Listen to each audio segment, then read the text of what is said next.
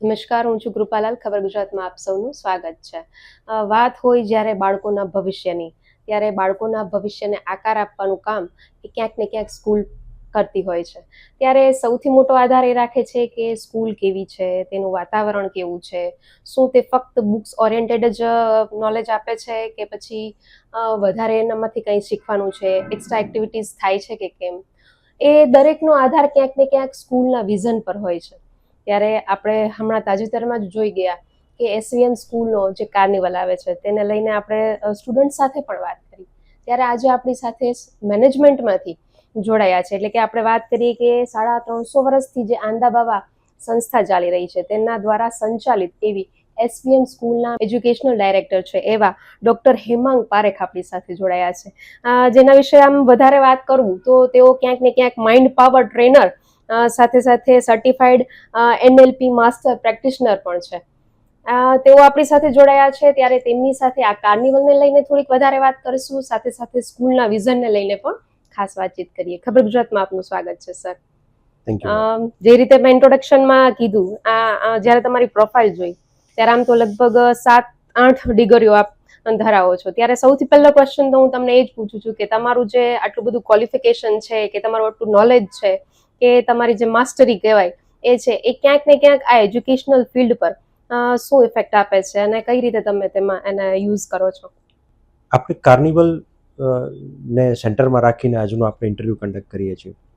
તો આ કાર્નિવલનો જન્મ જે થયો છે એ મારા જે એજ્યુકેશનના પોઈન્ટ સાથે કનેક્ટેડ છે.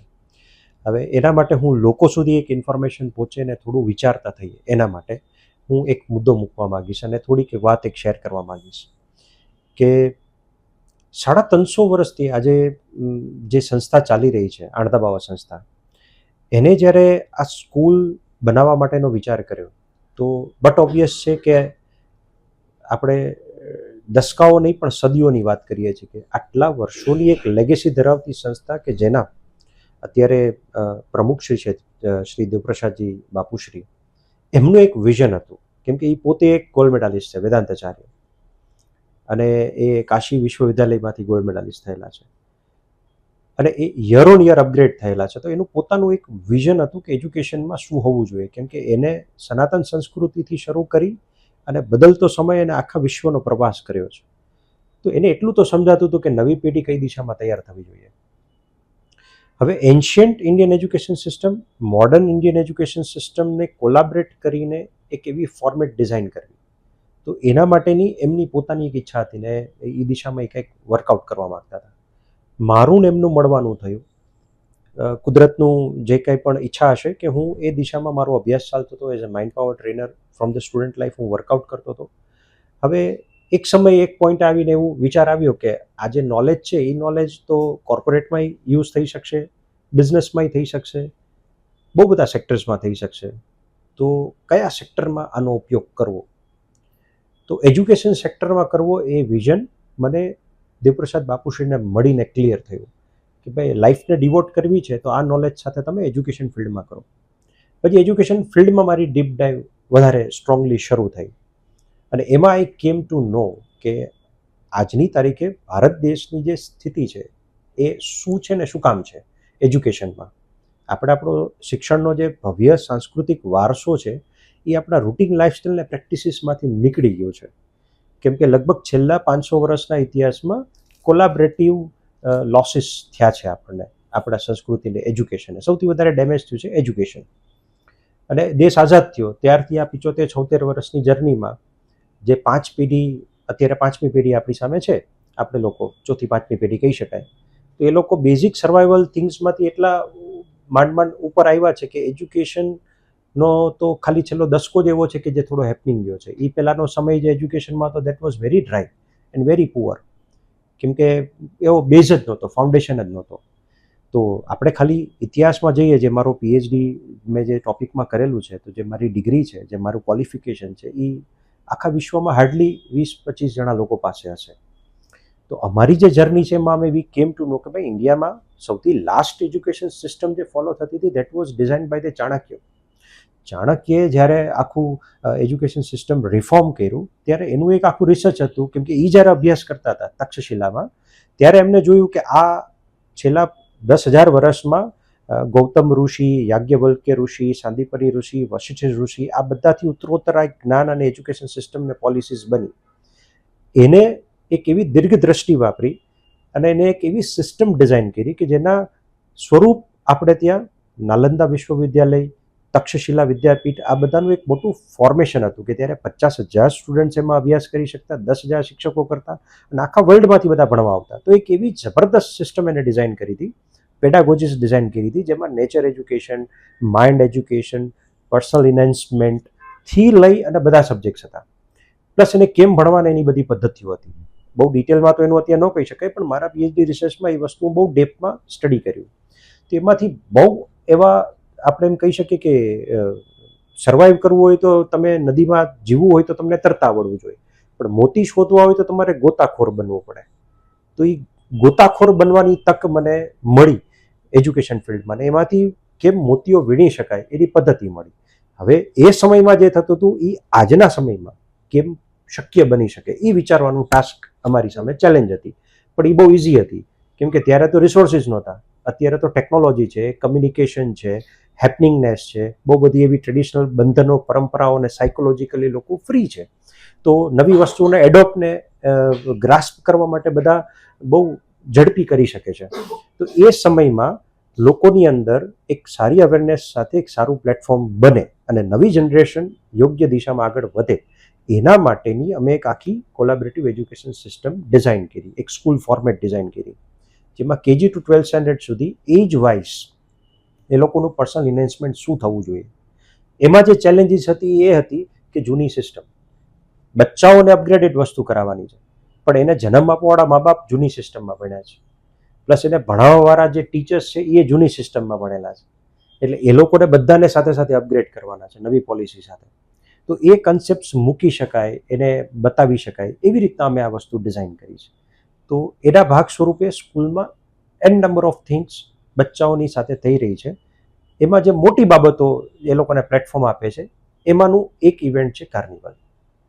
ઓકે, તો આપ જે રીતે તમે કીધું કે મોતી ગોતવાનું કામ સૌથી મોટી જવાબદારી, તો કાર્નિવલ જ શા માટે અને આ પ્રેરણા તમને કેવી રીતે અને ક્યાંથી મળી? વેરી ગુડ, ખૂબ સારો સવાલ. હું ઘણી વખત બાપુશ્રી પાસેથી આધ્યાત્મિક દ્રષ્ટિકોણથી અને શિક્ષણના સિદ્ધાંતો, વિદ્યાર્થી અવસ્થાના લક્ષણો, શિક્ષક આપણે ગુરુ બન્યા હોય કે આપણે શિક્ષણના ક્ષેત્રમાં જોડાયેલા હોય તો આપણા કેરેક્ટરમાં કેવી એવી વસ્તુઓ હોવી જ જોઈએ, એના માટે રોજબરોજ શું સાધના અને તપસ્યા કરવી, એનું નોલેજ બાપુશ્રી પાસેથી અમે સમયે સમયે મેળવતા હોઈએ. તો એમાં બાપુશ્રી એક વખત મારી સામે એક મુદ્દો એવો મૂકેલો કે એમાં કોઈ પણ ગુરુકુલ હોય તો એમાં વર્ષમાં એક તો એવો પ્રસંગ બનવો જ જોઈએ કે જેમાં તમામે તમામ લોકો એ એક વસ્તુ માટે એક સાથે કાર્યરત થાય, ઇન્વોલ્વ થાય અને એક સાથે લર્નિંગ કરી શકે. તો પછી એના ઉપર મેં વિચાર કર્યો કે વાત તો સાચી કે આજે સ્કૂલમાં મેજોરિટી સ્કૂલ્સમાં જે બધું ચાલતું હોય તો એ શું ચાલતું હોય, એક્ઝામ્સ તો સ્ટાન્ડર્ડ વાઇઝ કન્ડક્ટ થાય, ઓપ્શનલ સબ્જેક્ટને ઓપ્શનલની જેમ રાખવામાં આવે, મેઇન સબ્જેક્ટને માર્ક્સના પોઈન્ટ ઓફ વ્યૂથી જોવામાં આવે, અને મેજોરિટી એન્યુઅલ ફંક્શન હોય તો એમાં 100, 150, 200 બચ્ચાઓ પરફોર્મ કરવાના હોય, બાકીના ઓડિયન્સ તરીકે બેઠા હોય. તો એવો તો કોઈ પ્રસંગ જ નથી આવતો જેમાં બધા ઇન્વોલ્વ થાય છે. તો મૂળ અહીંયાથી શરૂઆત થઈ કે બધા ઇન્વોલ્વ થાય એવું શું કરવું. પછી એમાં બાપુશ્રી તરફથી માર્ગદર્શન મેળવ્યું કે આવું શું કામ કરવું જોઈએ. તો કે દરેક જગ્યાની એક ઓરા અને વાઇબ્સ હોય, બરાબર છે. તમે એ ઓરા અને વાઇબ્સને સતત મેનેજ અને મેન્ટેન કરો તો જ એનો પ્રભાવ તમને બતાવી શકે. તો સ્કૂલ જે છે એની ઓરા અને એની એક વાઇબ્સ મેન્ટેન થવી જોઈએ. એટલે એમ કહીએ કે જે પવિત્ર જગ્યા હોય એમાં વર્ષમાં એક મહાયજ્ઞ થવો જ જોઈએ. મહાયજ્ઞ ના થાય તો એ જગ્યાની સાતત્યતા ના જળવાય. તો આપણે પંડિતોને બોલાવીને યજ્ઞ કરીએ એ તો અલગ વસ્તુ થઈ, પણ આટલા વિદ્યાર્થીઓ જે છે એ જ્ઞાનનો મહાયજ્ઞ કરે એવી એક આખી પરિસ્થિતિ સર્જાય, એના માટે આ કાર્નિવલનો કન્સેપ્ટ સાથે સાથે જન્મ થયો. હવે આ કાર્નિવલ જે ડિઝાઇન થયું છે એ એવી રીતે થયું છે કે જેમાં સ્કૂલમાં જે કરવામાં આવી રહ્યું છે એ દરેક વસ્તુનું પ્રેક્ટિકલ પ્લેટફોર્મ. પછી શું થઈ શકે સ્કૂલમાં એ બધી જ પોસિબિલિટી એમાં કવર કરવાની કોશિશ કરવાની કે એક બાળક છે એ કેટલી સંભાવનાઓને કેટલી પોસિબિલિટી સાથે જીવી શકે ને આગળ વધી શકે એનો એને અનુભવ કરાવવાનો. કેમ કે school is a one kind of replica of a society. બાળક જે છે એટલે આખા સમાજનો એક અનુભવ સ્કૂલ લાઈફમાં થાય કે સોસાયટીમાં અલગ અલગ ટાઈપના લોકો હોય તો એમ સ્કૂલમાં અલગ અલગ ટાઈપના લોકો વચ્ચે કેમ રહેવું, કેમ ઉઠવું, કેમ બેસવું, કેમ ડીલ કરવું, કેમ સાચું લગાડવું, કેમ ખોટું લગાડવું, કેમ માનવું, કેમ ન માનવું, કેમ એન્જોય કરવું, કેમ કોઈ વસ્તુથી બચવું, આ બધી વસ્તુ એને સ્કૂલ લાઈફમાં એક એક્સપિરિયન્સ કરાવવાનો ટાઈમ હોય. એવી જ રીતે રિયલ લાઈફ માટે એને તૈયાર કરવાના. કેમ કે સૌથી વધારે મોટી રિસ્પોન્સિબિલિટી હું માનું છું કે જેટલી કોલેજ અને યુનિવર્સિટીઝની છે એનાથી 1000 ગણી વધારે મોટી રિસ્પોન્સિબિલિટી સ્કૂલની છે. બરાબર છે. માતા પિતાની એક બહુ મોટી મર્યાદા આવી જાય ને એમાં આજનો સમય એ એટલો ચેલેન્જિંગ છે પેરેન્ટ્સ માટે, એટલો બધો પેરેન્ટિંગના. કેમ કે એને જે નથી મળ્યું ને એ જ એને દેવાનું છે. મા બાપને પોતાને નથી ખબર કે મારે કરવાનું શું છે. કેમ કે એટલું ફાસ્ટ ચેન્જિંગ છે દરેક વસ્તુ કે એ લોકો હવે એની નીડ સર્વાઈવ કરે, કામ કરે કે પછી આમાં ધ્યાન દે. તો એ બધી રિસ્પોન્સિબિલિટી સ્કૂલ્સ ઉપર આવે છે અત્યારે કે એને પેરેન્ટ્સને પણ સાથે રાખવાનું છે ને બચ્ચાને ફ્યુચર માટે રેડી કરવાનું છે ને અત્યારના સમયમાં એ પેરેન્ટ્સ સાથે કેમ કોપઅપ કરીને રહી શકે એના માટે પણ એની અંદર એક સારા સંસ્કાર આપવાના છે. એટલે બાપુશ્રીએ અમને SVMનો એક લોગો આપી દીધો છે મોટો કે સંસ્કાર, વિનમ્રતા અને મર્યાદા. જ્યારે અમે બાપુશ્રીને પૂછ્યું બાપુશ્રી સંસ્કાર સમજાણું પણ વિનમ્રતા થોડુંક વધારે સમજાવો અમને અને મર્યાદા સમજાવો. અને મર્યાદા તો કાંઈ નથી સમજાતું કેમ કે મર્યાદાને તો આપણે હંમેશા નેગેટિવ જ જોઈએ કે લિમિટ. બરાબર. ત્યારે બાપુશ્રીએ મને બહુ એક સરસ જવાબ આપ્યો કે વિનમ્રતા એટલે શું, તો કે કોઈ પણ શાસ્ત્રમાં, કોઈ પણ શ્લોકમાં ક્યાંય એવું નથી લખેલું કે જ્ઞાનની દેવી એ સરસ્વતી છે. હવે આપણા માટે શોકિંગ બાબત છે. આપણે તો શું સમજીએ સરસ્વતી માતા છે એટલે જ્ઞાનની દેવી, પણ કે કોઈ જગ્યાએ કોઈ શ્લોકમાં એ વસ્તુનું વર્ણન નથી. પણ એ વર્ણન છે કે સરસ્વતીજી જે છે એ વિનમ્રતાની દેવી છે. અને જ્યારે વિનમ્રતા તમને સરસ્વતીજીની કૃપાથી પ્રાપ્ત થાય ત્યારે વિનમ્રતા તમારી અંદર જ્ઞાનનો ઉદય કરાવે છે. એટલે જે વ્યક્તિ વિનમ્ર નથી એની પાસે જ્ઞાન નથી અને એ જ્ઞાની નથી બની શકતો. એટલે જ્ઞાની બનવાની સૌથી પહેલી ક્વોલિફિકેશન વિનમ્રતા છે. એ જ્યાં સુધી ના આવે ત્યાં સુધી તમે કોઈ જ્ઞાનને મેળવીને એક્ઝિક્યુટ નથી કરી શકતા. કદાચ પ્રાપ્ત કરી લો એટલે જ આપણે ઘણા બધા લોકો જોઈએ કે જેની પાસે નોલેજ જબરદસ્ત હોય પણ છતાં એ એને વાપરી ન શકતો હોય, એનો ઉપયોગ કરવાનું સામર્થ્ય એનામાં ના હોય અને એનું પ્રારબ્ધ એના બેઝ ઉપર નો ડિઝાઇન કરી શકે. એ વિનમ્રતાથી થાય. So this are the points કે આપણે એને કન્સેપ્ટમાં રાખીને એવો પ્રયત્ન કરીએ કે આ બચ્ચાઓ આ બધી બાબતો જે દરેક વિષયનો ગર્ભ કહી શકાય એવી બાબતોનો એકવાર અનુભવ કરે પોતાના લાઈફમાં. એવી રીતના જે બીજો શબ્દ છે બાપુશ્રી આપ્યો મર્યાદા. તો બાળકો અત્યારની નવી જનરેશનના બાળકો એવા છે કે એના માટે સ્કાય ઇઝ અ લિમિટ. એ જે ધારે એ કરી શકે એમ છે. કદાચ એની પાસે ડિગ્રીઝ હોય ના હોય પણ એટલે બધા ઓપ્શન્સ અને ફિલ્ડ છે કે they can be so successful everywhere. હવેના બાળકોએ શું કરવું એ વિચારવાનું કદાચ એના માટે ડીપ થિંકિંગનો સમય ના આપે તો કાંઈ નહીં, પણ શું નથી કરવાનું, શું એની મર્યાદા છે એ સમજવાની જરૂર વધારે છે. આપણે રામજીને પણ મર્યાદા પુરુષોત્તમ કહીએ. તો રામજીની કોઈ લિમિટ નહોતી પણ એની પાસે જે શક્તિ છે, સામર્થ્ય છે એને કેમ ઉપયોગમાં લાવવું. હવે SVM તો એ કન્સેપ્ટ નીચેથી ઉપર જાય છે. મર્યાદા સમજો તો વિનમ્રતા ભાવ જન્મશે. આ બંને હશે તો સંસ્કાર ઉચ્ચ આવશે, કેરેક્ટર સ્ટ્રોંગ બનશે. સો દેટ ઇઝ મર્યાદા. એટલે અમે એવો પ્રયત્ન કરીએ છીએ કે સ્કૂલમાં બાળક જે છે તો એને દરેક વસ્તુની એટલી ખબર પડે કે ભાઈ છે તો ભાઈ સાથે ઝઘડો થઈ શકે પણ તમે એને ગાળો ન કાઢી શકો, એ મર્યાદા છે. બરાબર છે. મોટો ભાઈ છે તો મોટા ભાઈને તમે કોઈ વસ્તુ માટે ના કહી શકો, એની પાસે તમે મસ્તી કરી શકો પણ તમે મોટા ભાઈથી નકારાત્મક ભાવ કે એના વિરોધમાં ના જઈ શકો, એના વિરોધી ન થઈ શકો. તો આવી ગર્ભિત બાબતની જે સમજ જે છે એ મર્યાદા છે. તો જે રીતે તમે વાત કરી કે જ્ઞાનનો મહાયજ્ઞ, તો સ્કૂલની એક એવી ઇવેન્ટ કે જેમાં દરેક લોકો સાથે મળી અને કામ કરે, તો આજે જ્ઞાનનો મહાયજ્ઞ કે કાર્નિવલ તમે જે શરૂઆત કરી, તો ત્યાંથી લઈને અત્યાર સુધીમાં શું શું ચેન્જીસ તમને તમારા બાળકોમાં દેખાય છે? Okay, very good question ma'am. સૌથી પહેલી વસ્તુ તો પ્રેઝન્ટ કરંટ એજ્યુકેશન સિસ્ટમમાં જે બાબતો ખોટી ભ્રમિત કરવાવાળી છે કે પરીક્ષા તો એ સ્ટ્રેસ હોય, ડર હોય, એનું રીઝન એ છે કે પહેલાં જે મેથડથી ભણાતું હતું પ્લસ આટલી મોટી પોપ્યુલેશન, આવડો મોટો દેશ, તો માર્ક્સનું ઇમ્પોર્ટન્સ સૌથી વધારે હતું. પણ એજ્યુકેશનની અંદર દેર આર ઇવેલ્યુએશન એસેસમેન્ટ માટેની 4 મેથડ છે: નેચરલિઝમ, રિયાલિઝમ, પ્રેગ્મેટિઝમ અને માર્કિઝમ.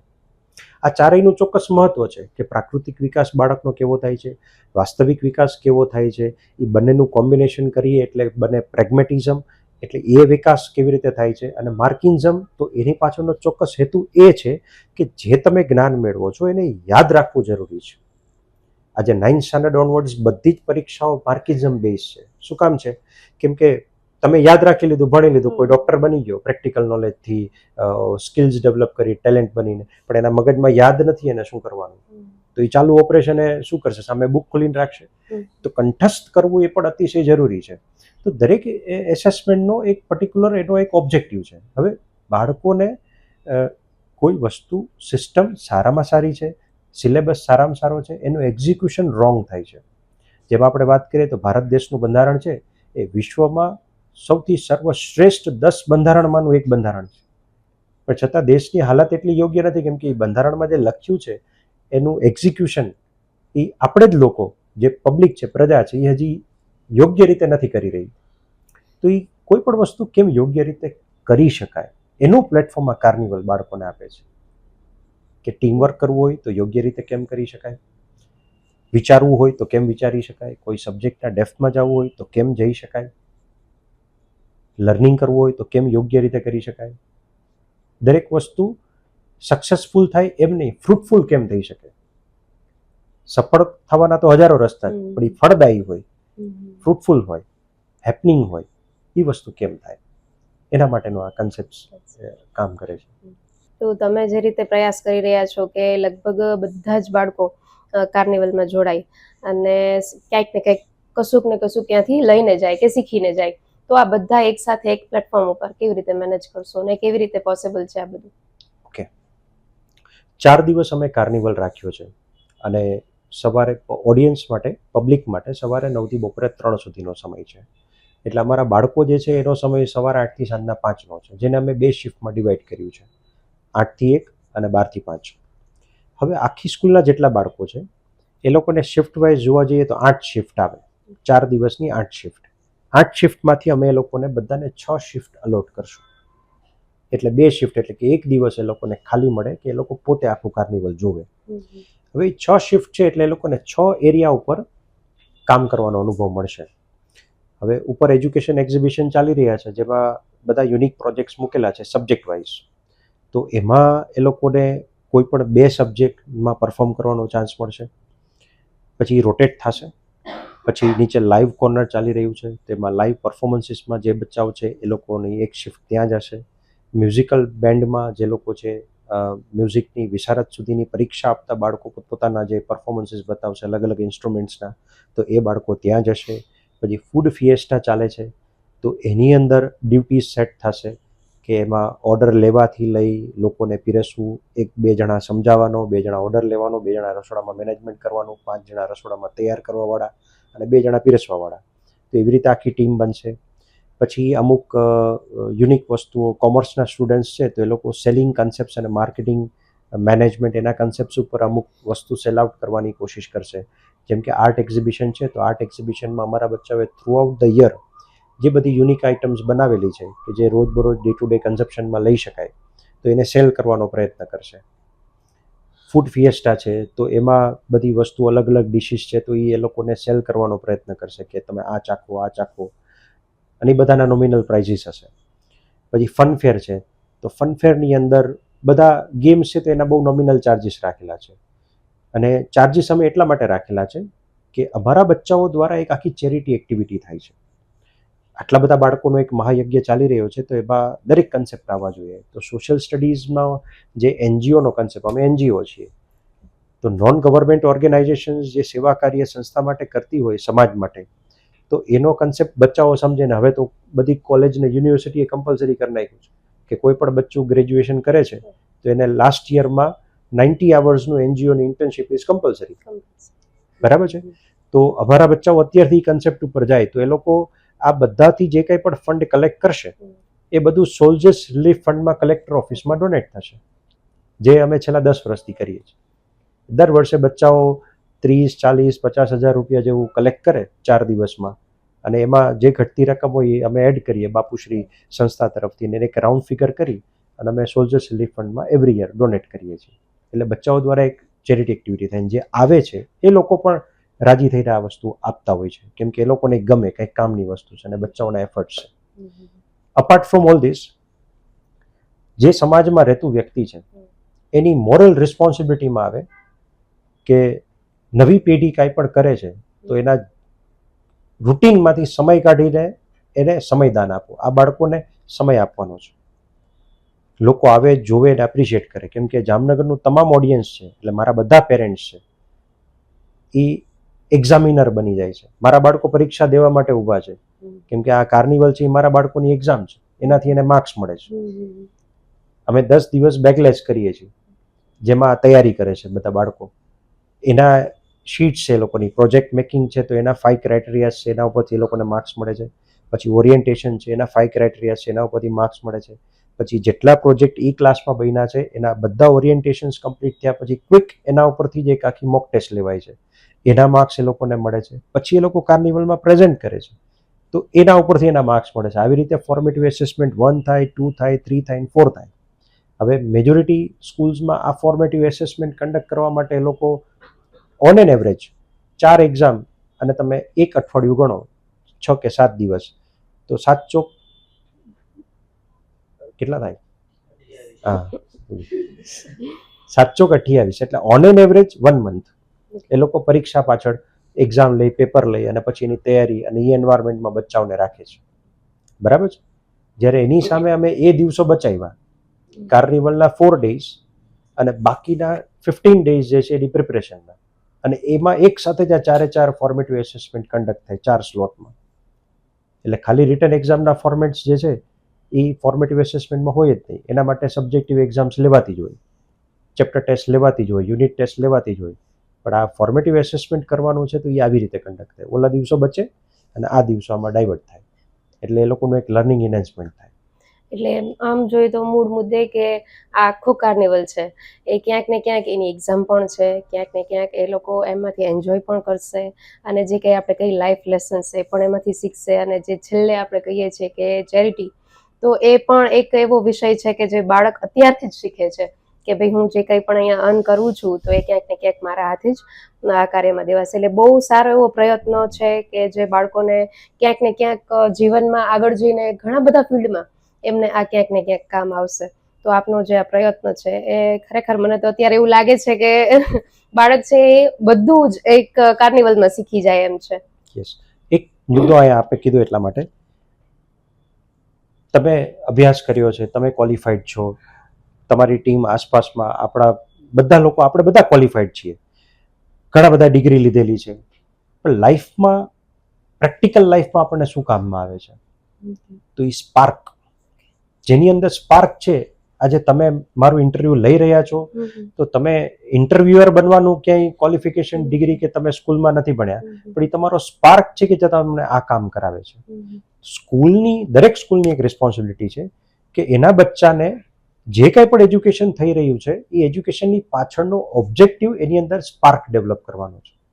હું પણ અહીંયા પહોંચ્યો તો સપોઝ મારી પાસે 8 ડિગ્રીઓ છે, તો મારાથી વધારે ડિગ્રી ધરાવતા લોકો પણ મેં જોયેલા છે, પણ એ પ્રેક્ટિકલ લાઈફમાં એટલું હેપનિંગ પરફોર્મ નથી કરતા ને એટલી મોટી જવાબદારી નથી નિભાવી શકતા, કેમ કે એનામાં સ્પાર્કનો અભાવ છે. બરાબર છે? તો સ્પાર્ક ઇઝ ઇમ્પોર્ટન્ટ. એટલે જ અમારા બચ્ચાઓના ઇન્ટરવ્યુ ટાઈમે પણ તમે નોટિસ કર્યો છે, એ લોકોને સ્પાર્કલિંગ માઇન્ડના બેચીસ લગાડેલા છે. એક આખો કન્સેપ્ટ અમે ડિઝાઇન કરેલો છે કે જે અમારું આ કાર્નિવલ વિઝિટ કરશે તો એને જોવા મળશે. અમારા એસવીએમ કોર્નરમાં અમારા બચ્ચાઓ સમજાશે કે આ સ્પાર્કલિંગ માઇન્ડ શું છે.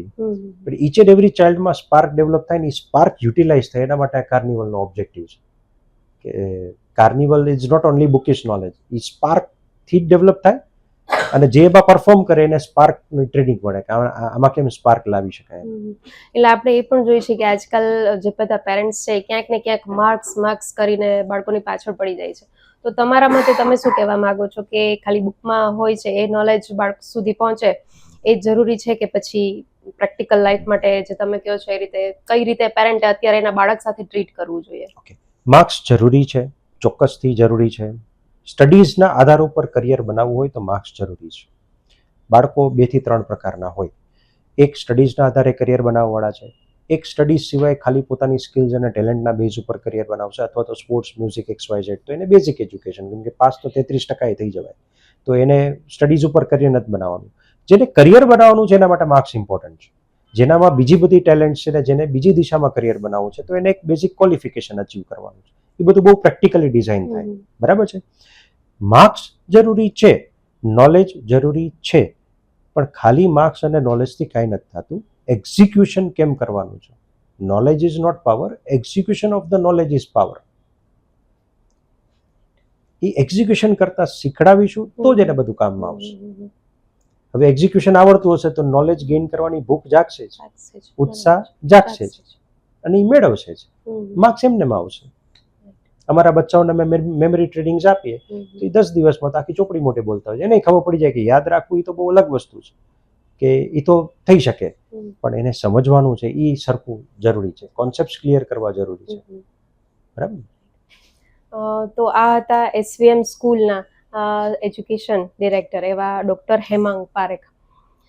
એમના વિશે આમ જોઈએ તો ઘણું બધું નોલેજ એમને આપણને આપ્યું. સ્કૂલના વિઝન વિશે જ્યારે આપણે વાત કરી હતી ત્યારે સ્કૂલના વિઝનથી લઈને આજના પેરેન્ટ્સે શું કરવું જોઈએ, કે પછી આજના સ્ટુડન્ટ્સ આ પ્રકારની એક્સ્ટ્રા એક્ટિવિટીઝમાંથી શું શું શીખે છે, એ વગેરે મુદ્દા ઉપર ઘણું બધું એમને આપણને વાત કરી છે. ત્યારે હવે આપણે વાત કરીશું મૂળ કે જે એજ્યુકેશનલ કાર્નિવલ એ લોકો કરવા જઈ રહ્યા છે.